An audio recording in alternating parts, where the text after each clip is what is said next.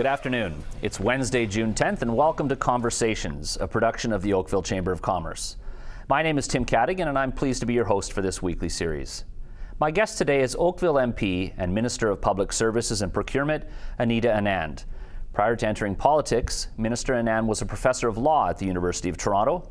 In addition to the U of T, Minister Anand was a faculty member at the Yale Law School, Queen's University, and Western University.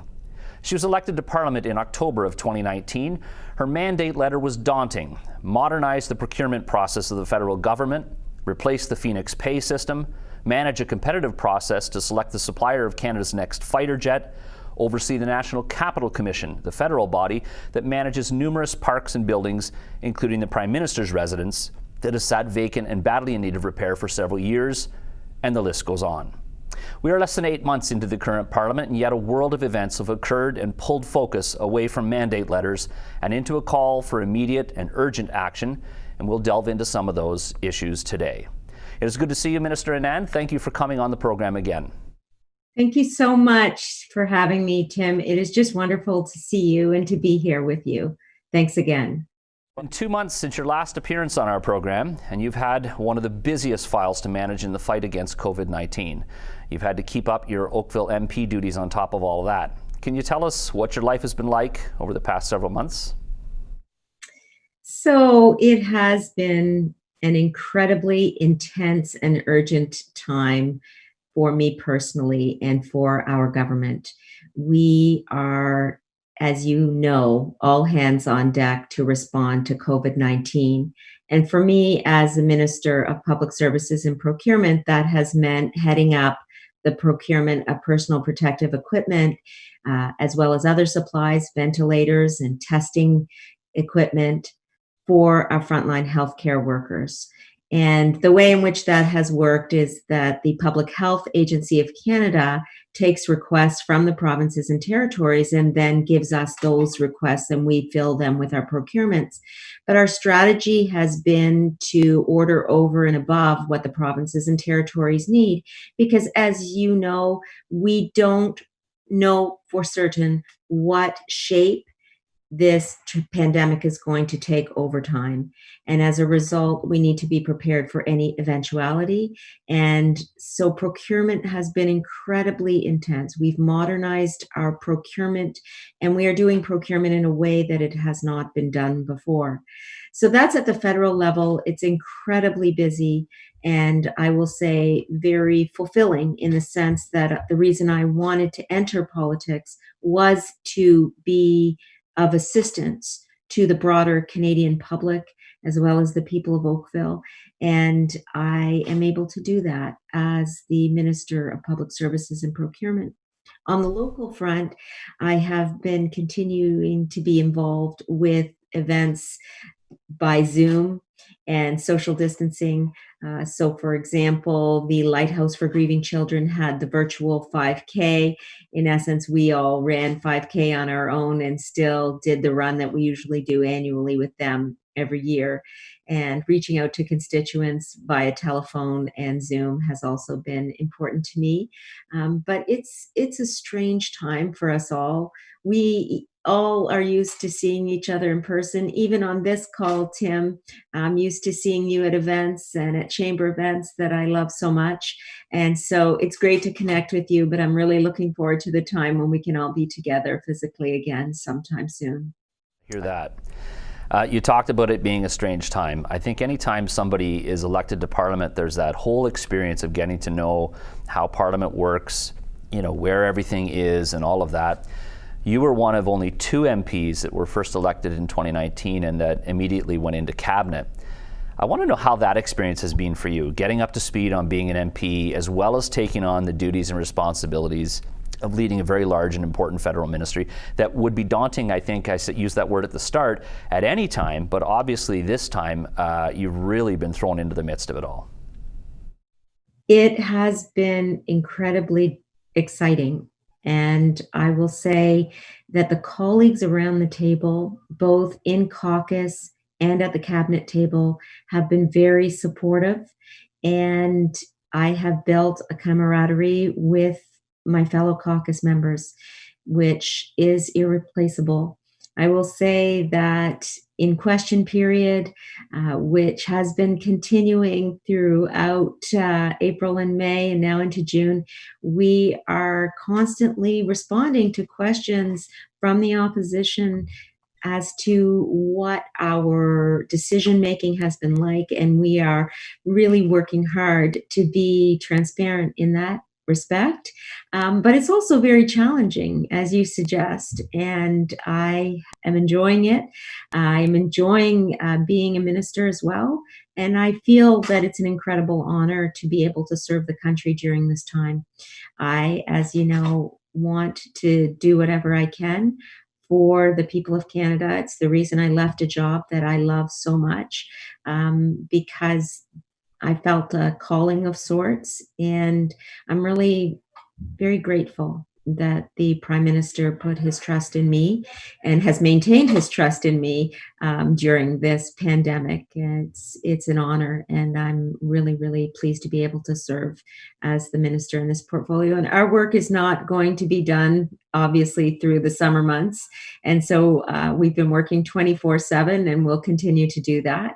But I will say that just coming home to Oakville really lifts my spirits. There's not a day goes by that I don't think about the trails and the parks and the lakeside in Oakville and the wonderful town that we have here. It's a gift, and I'm so pleased to be the member of parliament for this town.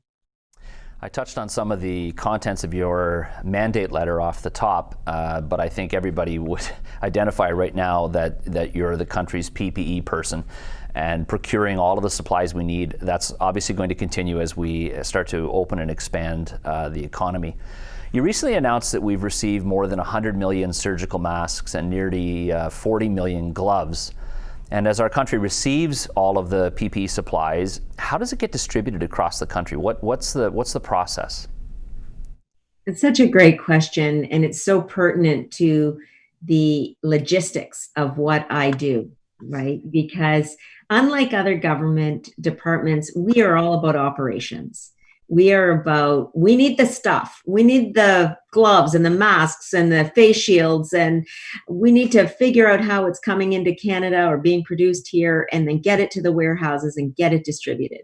And so that's the A to Z procurement process that we have put in place.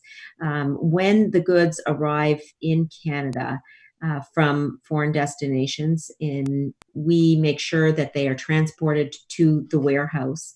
And once they are in the warehouse, then the Public Agency of Canada inventories them and performs quality assurance. And it's not until that time that they are distributed out to the provinces and territories. And once they are received by the provinces and territories, then the jurisdictions themselves make the decision as to where the goods go. And so some provinces and territories have decided that the PPE has to go to long-term care facilities. Others are sending them to hospitals, but those decisions aren't ours. They are the provinces and territories alone. Do you think the day will come where we can be more self-reliant on PPE? I mean, I think, when we talked with you, and I was going to say weeks, but it's months ago now, about the whole procurement process, and a lot of your, I don't want to say headaches, but a lot of your work was really around trying to get those goods from other countries into Canada. And obviously you're one of many, many nations, everybody competing for the same PPE. There's no question. The good news story of this pandemic has been the growth of domestic capacity in manufacturing all items of PPE, from gowns to face shields to masks, to shoe covers to hand sanitizer, and the product for testing, reagent, and the chemical for reagent guanidine, which is produced right here in Oakville.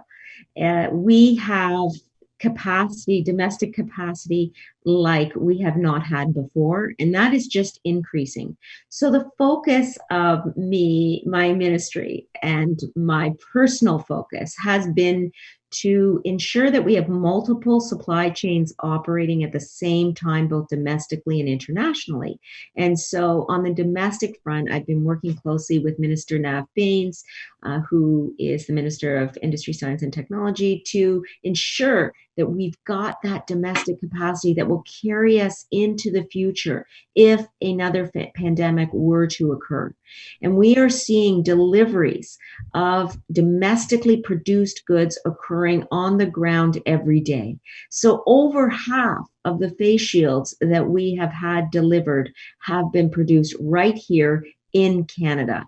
And as I said, that's the heartening, that's the good news story of this pandemic, that Canadians from coast to coast to coast have stepped up and have said, we are going to turn this ship around. This is going to be a time where we will be able to produce our own PPE and we will be ready for the future. That's great. The federal government has reached a contract for 37 million syringes, which would be roughly enough for the entire Canadian population.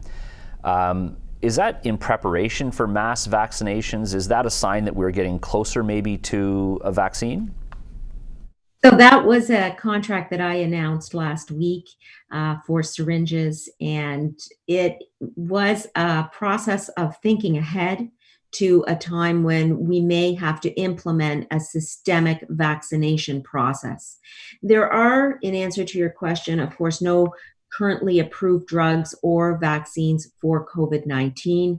Labs, companies, institutions right across the country are well positioned or seeking to be well positioned to produce and manufacture the vaccine once it is discovered, once it is developed, to ensure that we have the necessary supplies to deliver a vaccine to Canadians. We did sign that contract with Becton Dickinson for 37 million syringes. It is preparatory. It is in anticipation that a vaccine will be discovered. But I will say that I made sure that we had syringes that could be repurposed if they were not needed for a vaccine, or if there was another way that would be used to administer the vaccine. And so those syringes can be used, for example, for the flu shot, administering the flu shot. And so I just wanted to have a secondary plan in place in case those syringes would not be used.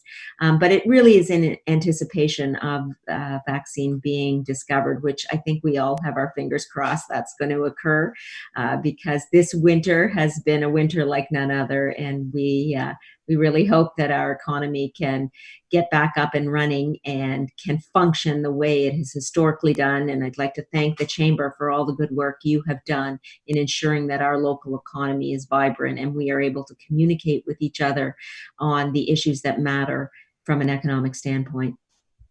You know, we've talked syringes and we've talked, I think you mentioned shoe covers. I hadn't even thought of that. So many different elements and items that you had to deal with. What's the biggest challenge you faced in trying to procure supplies for the country? So the largest challenge has been one word: demand. The overarching difficulty has been that everyone wants the same product. Everybody wants N95 masks, countries, hospitals, individual jurisdictions, businesses, healthcare centers. Everybody is looking for the same product. And so the interest in ensuring that individuals on the ground are protected from a health standpoint has led to a surge in global demand like none other. And this surge in global demand has meant incredible competition. And it has required us to put in place an end-to-end procurement process, from the manufacturer to the particular point of export, if it's an international good, to Canada via air or sea now, because we're transporting by sea as well for international goods, to our warehouses, to the provinces and territories. That's complicated. And when we're talking about millions and millions of pieces of PPE across a range of goods, that's complicated. So the demand has been the largest challenge. But as I said, what we have done is to manage our supply chains and to have multiple supply chains operating at once, so that if we have an issue, say, for example, with swabs or N95 masks, we have other contracts in place so that we can make sure that we are able to deliver goods that we promise to do so. So, for example, on Easter weekend, there was an issue with swab procurement. We needed to work really, really quickly to get swabs to 3 provinces that were in dire need. I was on the phone all Easter weekend with countries, with manufacturers, trying to ensure that we got the swabs to those 3 provinces, which we ultimately did. We turned it around in 48 hours. My family wasn't that happy because I wasn't around for Easter too much, but we solved that problem through having multiple supply chains operating at the same time. And that was a lesson for me personally and for our government. I think that we need to continually be in touch with our suppliers to ensure that those supplies are going to be coming into Canada. You're watching Conversations, a production of the Oakville Chamber of Commerce, coming to you from the Your TV studios in Halton across both Zoom and Facebook. Our guest today is Oakville MP and Minister of Public Services and Procurement, Anita Anand. We've been discussing the federal programs and initiatives that have been implemented to address the pandemic. The pandemic has disrupted our normal operations here at the Chamber, and it's disrupted really the way that most of our businesses that are members are operating. And it's also changed the way that Parliament operates. And you barely had enough time to experience the inner workings of Parliament before we were faced with this crisis. Can you talk to us a little bit about the new way in which Parliament and our government is working? Well, so every single day, except Fridays, we are in the House of Commons for 2 hours for question period. And the format is a committee format, but what that means for me as a minister is no different in the sense that I'm on the hot seat on issues relating to procurement for 2 hours every day. And that is very intense, but it's also a way of keeping government accountable, because we do field questions from the Conservatives, from the Bloc, from the NDP, and from the Independents, as well as the Green Party from time to time, on issues that the government is involved with, on legislation, on the procurements, on the CERB, for example, and the particular benefits that we have been rolling out. And so I will say that the period of working in the House of Commons has, for me, remained very intense. And in addition to the question periods that we undergo, we're also, as ministers, appearing before committees. So last night I was before the Government Operations Committee and was grilled on issues relating to my portfolio, on procurement, on individual items of PPE, on the particular contracts that we are involved with. And I was able to explain our efforts to be transparent and our efforts to procure PPE for the Canadian population. But I will say that that is democracy in action, and it is also a way of allowing us as a government to explain what it is that we are doing on behalf of the Canadian population. So it's intense is the word I would use, intense. I think it probably, when it comes to question period or committee appearances, is probably always intense. But what has that virtual aspect done to that? Is it easier to prepare, more difficult to prepare? Has it increased the intensity? I will say that I'm a pretty intense person in the sense that I prepare for everything. I prepare for question period and I prepare for every appearance, and I will always do that regardless of the medium. But having said that, I'm getting used to the Zoom medium now and actually appearing in this format. I will say that I miss my colleagues. I miss my colleagues in the opposition. parties and having the conversations in person. So I don't know if you feel this, but I feel sometimes now, because we've spent so much time in our homes in front of our computers, it's it's a novelty when you have a face-to-face conversation with someone, especially when you're wearing a mask and you have to maintain your distance.